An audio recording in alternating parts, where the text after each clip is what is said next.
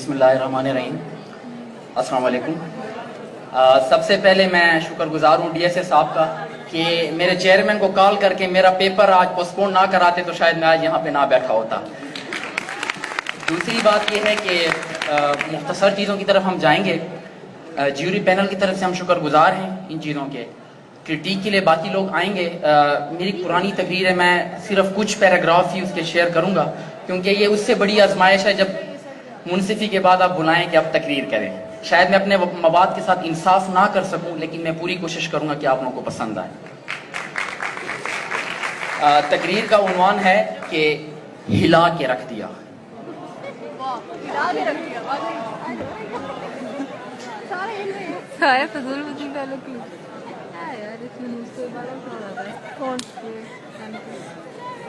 कल रात डेंगी ने मुझे काटा, ये उसका जुनून था। मैंने खुजली की, इसमें मेरा सुकून था। और जानबूझकर भी मैंने उसे नहीं मारा क्योंकि उसकी नसों में मेरा खून था। और अम्मा उसकी भैंगी कानी, अब्बा उसका गुंगा था। मैं जिसे रानी समझा वो तो राना टुंगा था। और इस आशिकीन ने मुजरिम बना के रख दिया, पुलिस के हत्थे चढ़ा के रख दिया। उन्होंने पैंट में छोड़े चूहे, पांचे किए बंद और फिर हिला के रख दिया। तो मेरे मोना लीजा जैसे हसीन भाइयों और कोंडा लीजा जैसी संगीन बहनों,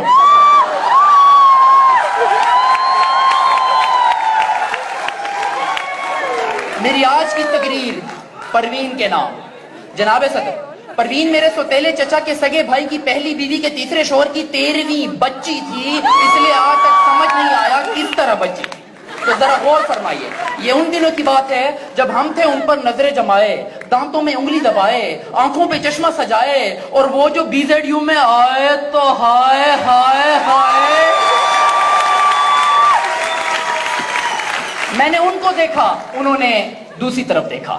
मैं जो मुस्कुराया, उन्होंने मुंह बनाया। लेकिन जब वो खिलखिलाया तो टिक टिक का पान मसाला हम दोनों ने खाया, बड़ा मजा आया। फिर उसके हुस्ने मारा गोला, होने वाला था कोई रोला। लड़की थी या गोर में कोला, हाय मेरे मौला हाय मेरे मौला। जुल्फे उसकी गीली गीली, साड़ी उसकी नीली पीली, चाल थी उसकी ढीली ढीली। मेरे ख्याल में उसके पास पेचकस नहीं था, और पेचकस ढूंढते ढूंढते मुझे देखकर उसने छनकाई प्यार की वंग माहिया। लट्ठे दी चादर उते सलेटी रंग माहिया। बस यही अदा मेरे दिल में कुछ इस तरह से बस गई जिस तरह छोटे से रक्शे में आपदा परवीन फंस गई। फिर इतवार की रात हुई, हमारी पहली मुलाकात हुई। दोनों एक दूसरे के इतना करीब आते हैं जिस तरह आटे को देखकर गरीब आते हैं।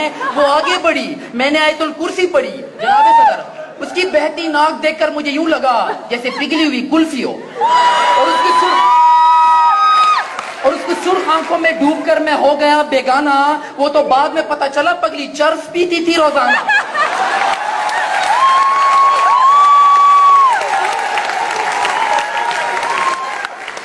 मैं बोला, मेरी जुल्फों को नरमी से छू लो वरना पापी चूल लो, पापी चूल लो। वो बोली, नीला पीला रंग न कर पप्पू यार, तंग न कर। उसे मनाने रियो बिस्किट लेके गया मैं छत के ऊपर। वो बोली, प्यार मोहब्बत से भी ऊपर, पीक सुपर। और अब न वो इकरार करती है न वो इनकार करती है, मेरे ही सपनों में आके फारूक साहब से प्यार करती है।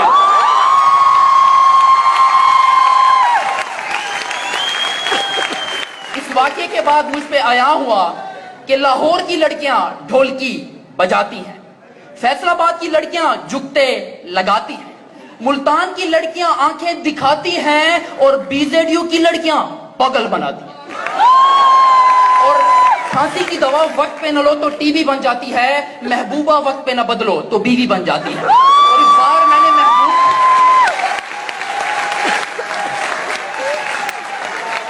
और इस बार मैंने महबूब की बजाय जमाने को बदलने की ठानी, मगर मुझे देखकर हुई हैरानी कि बज़ाहिर तो लैपटॉप देने वाले मेरिट नवाज नजर आते हैं, पर करप्शन के मामले में ये तो शाहबाज नजर आते हैं।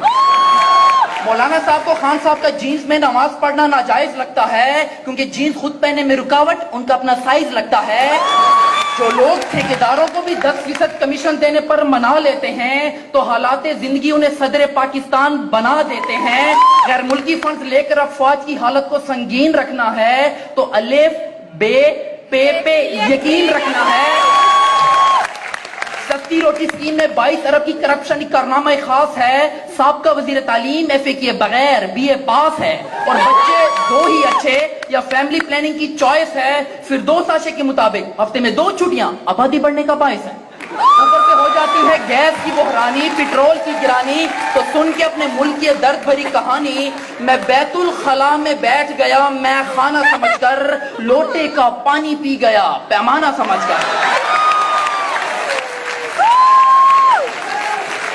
جناب صدر, اس معاشی ناانصافی کے بعد میں نے چھوڑ دیا اپنی محبت پروین کو, ترجیح دی اقبال کے شاہین کو.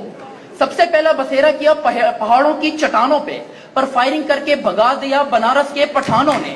پھر زندگی کی بھیڑ میں کچھ اس طرح سے کھو گئے, پتہ ہی نہیں چلا آلو 80 روپے کلو ہو گئے. اور وسیع ہونے لگا میرا نالج تو میں نے داخلہ لے لیا فارمیسی کالج, اور یہاں پر آنے کے بعد مجھ پہ آیا ہوا اس معاشرے میں کوئی لڑکی کھانسے تو سگڑ پن, لڑکا کھانسے تو دمے کا مریض. کلاس میں لڑکا سوال پوچھے تو اوچھا, لڑکی پوچھے او اچھا. لڑکی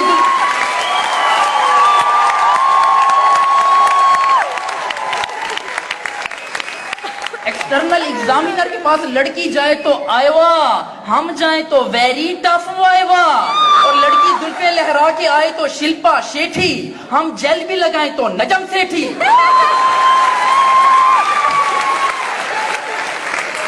اور لڑکی کیٹ واک کرے تو حق, ہم کریں تو مردانگی بے شک. حقیقت تو یہ ہے کہ عورت کے مقابلے میں مرد ہمیشہ زیادہ خوبصورت ہوتا ہے. یقین نہیں آتا تو مرغے کو دیکھ لو, شیر کو دیکھ لو, مور کو دیکھ لو, یا پھر اس وسیم بلور کو دیکھ لو.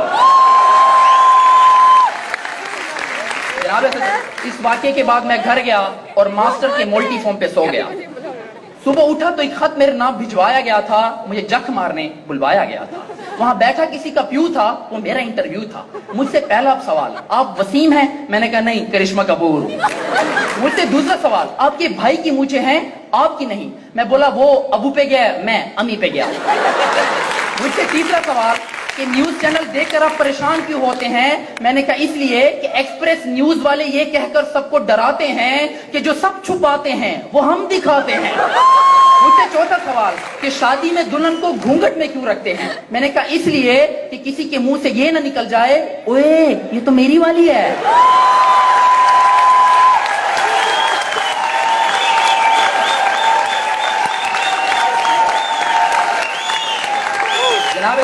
وہ سارے کا سارا عملہ میری باتوں سے ہو گیا کملا.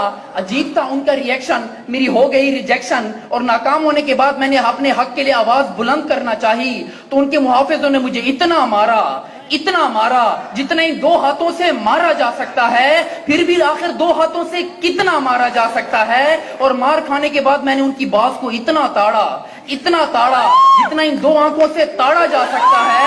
پھر بھی آخر 2 آنکھوں سے کتنا تاڑا جا سکتا ہے.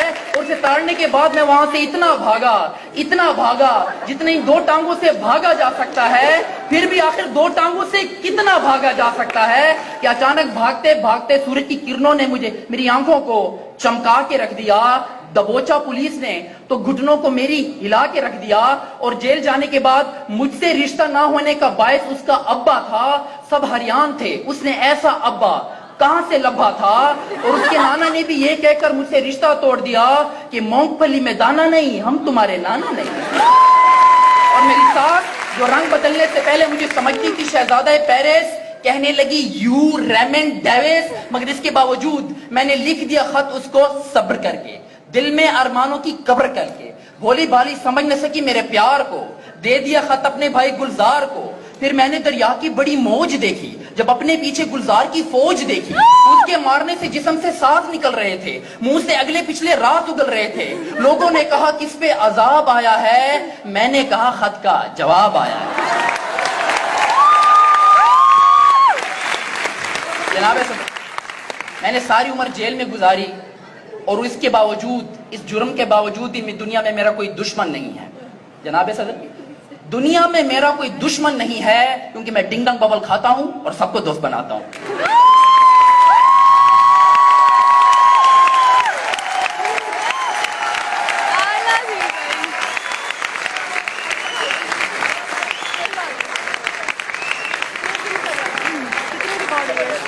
So thank you so much for honoring us with your